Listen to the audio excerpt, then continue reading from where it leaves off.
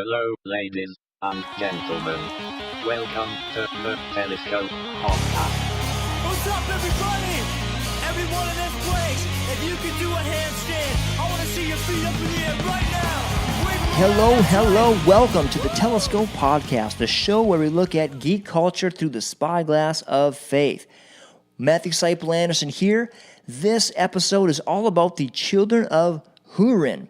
And of course, if you have listened to the podcast, you will know that I am a massive fan of audiobooks because life with children does not afford much time to just sit and read.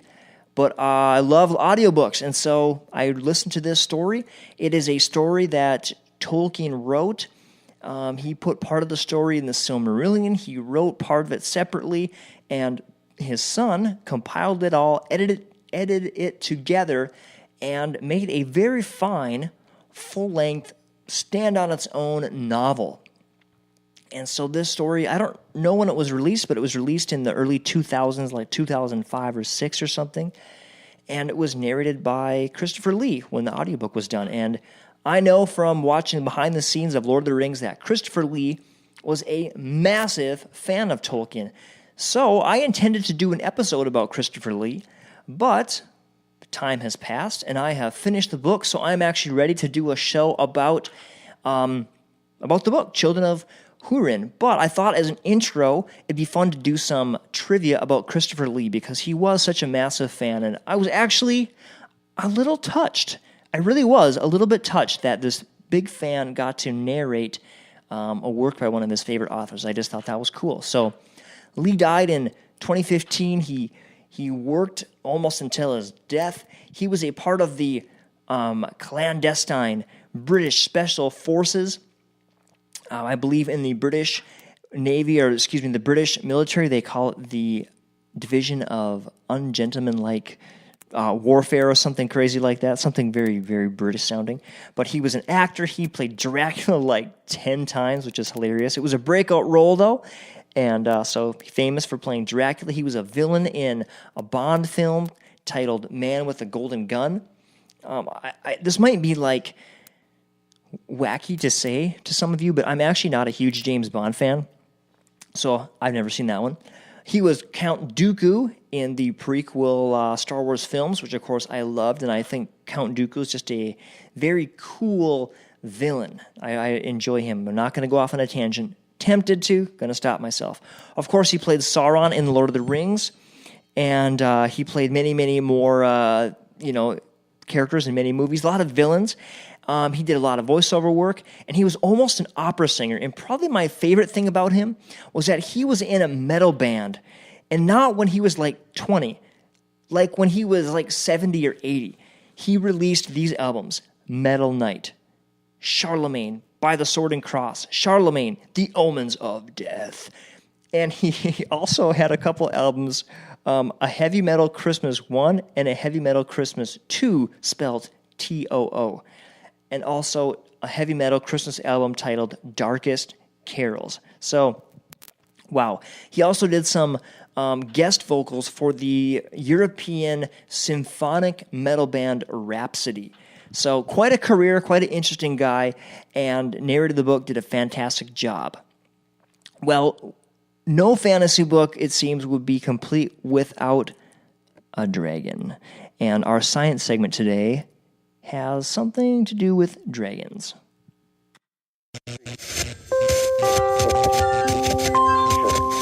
Well, Elon Musk tweeted recently that he wanted to build a cybernetic dragon. That sounds kind of crazy. I don't know if anything will actually come of that. But Bethany, Brookshire, I don't have it down here. Well, anyway, the link to the story will be in the show notes. I can't remember the website. I think it's Science News Daily or something. Anyway, the author's name is Bethany Brookshire, and the article is titled, "Want to Build a Dragon? Science is Here for You." And in the opening paragraph goes like this: "No fantasy world is complete without a fire-breathing dragon. SpaceX founder Elon Musk even wants to make a cybernetic version of a reality. Even wants to make a cybernetic version of reality. So he tweeted, April 25th, But if someone was going to make a dragon happen, how would it get its flame? Nature, it seems, has all the parts a dragon needs to set the world on fire. No flamethrower required. The creature just needs a few chemicals, some microbes, and maybe tips from a tiny desert fish. It's a fun little article. I'll give you a few highlights. You can check out the whole story if you're interested. They just throw out these, kind of fantastical ideas like, if it had the right chemicals already, maybe it could swallow rocks like a partridge to create a spark. And then it went through how actually in nature there is a set of chemicals that scientists call pyrophoric chemicals, and they ignite when they come into contact with oxygen. So iridium, for example, is one. Iron sulfide is another one. That comes from iron and hydrogen sulfide. Sometimes that chemical happens in old pipes and makes them blow up, which is pretty crazy. Another one was used in the books Dragon Riders of Pern, and it was phosphine. And in that book, the dragons, I guess, ate rocks with phosphine in it, and that's what gave them their ability to shoot fire. The article also talks about fish and algae that naturally produce ethanol, which, of course, could be used as fuel for dragon fire. So, pretty fun little article. Well, there you go. That's a perfect segue into talking about the Children of Hurin, because, of course, what Tolkien book would be complete without a dragon? Well, the Children of Hurin has a dragon, and his name is Glaurung, and he is the servant of Morgoth. Such great names in this story. It's a great book. I loved reading it. I guess I should say I loved listening to it. Didn't read it. It's a fantasy, obviously, but it's also a tragedy. So be warned, it's a bit sad, but it's very good, very entertaining. I found the story fast-paced, super enjoyable. I loved Morgoth. I love that Morgoth actually has some dialogue in this story, that was awesome. I love all the references to the Silmarillion, and I love all the connections to the different elf kingdoms.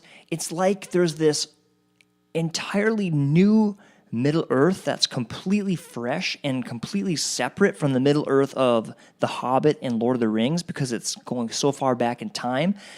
But it's definitely the same world, the same feel. If you enjoyed reading Lord of the Rings, you'll definitely enjoy reading The Children of Hurin, even if it is a little bit of a downer. It's just so good. And I don't want to give too many spoilers. The story, the beginning of the story is the setup, and it's Húrin's story. But then the story transitions to his children, thus Children of Hurin. So it really focuses on Túrin, his son, and Nienor, his daughter. And I can't say too much. It's kind of the adventures of Túrin, and then Nienor becomes woven in as the story progresses. But, you get Húrin with the elves battling against Morgoth. You get a full-on war, actually twice in the book. There's two major battles that happen. You get Túrin with a band of outlaws in the woods. You get Túrin with a little family of dwarves in a secret hideout. It's just so cool. I really enjoyed it. My only cautions about this book, as far as things that I maybe didn't like as much, would be, number one, it is a bit of a sad story. Just, I said that already, though. And number two, it's a little dense. I would describe it somewhere between Lord of the Rings and the Silmarillion. The Silmarillion was so dense, I kept having to go back to the appendix in the back and, look up names and look up places. Otherwise, it was hard to understand. This isn't quite that bad, and if you're willing to maybe miss some of the finer points, you can just push through that stuff. As the book goes along, you start to pick up things, and it becomes a little more familiar. You realize that some of the names are for the same things, like in typical Tolkien fashion, like cities and races and even individuals have different names. given to them by different people or even given to them by themselves. The swords all have names. The helmets they wear have names. So everything's got a name. Everything has, 2, 3, 4, 5 names. Tolkien was wonderful at that. He should have had like 30 kids because he could have easily named all of them. It would have been amazing. My wife and I are actually expecting our third child, and we don't know if it's going to be a boy or a girl, and we've made the decision that we are actually not going to find out because we already have a son and a daughter. So we thought, hey, it'll be fun to be surprised on the day of the delivery. So we'll see if we're able to hold off and not find out. But the interesting thing about not finding out is that you have to choose 2 names. And so it's hard enough to choose 2 names, a boy and a girl name, let alone names for characters in a book and then doubling that up. So Tolkien, I'm impressed. Well, anyway, it is time to Bring forth the telescope. Well, this is the show where we look at geek culture through the spyglass of faith. So, in this story, Turin, the son of Húrin, is the main character, and Turin is cursed by Morgoth.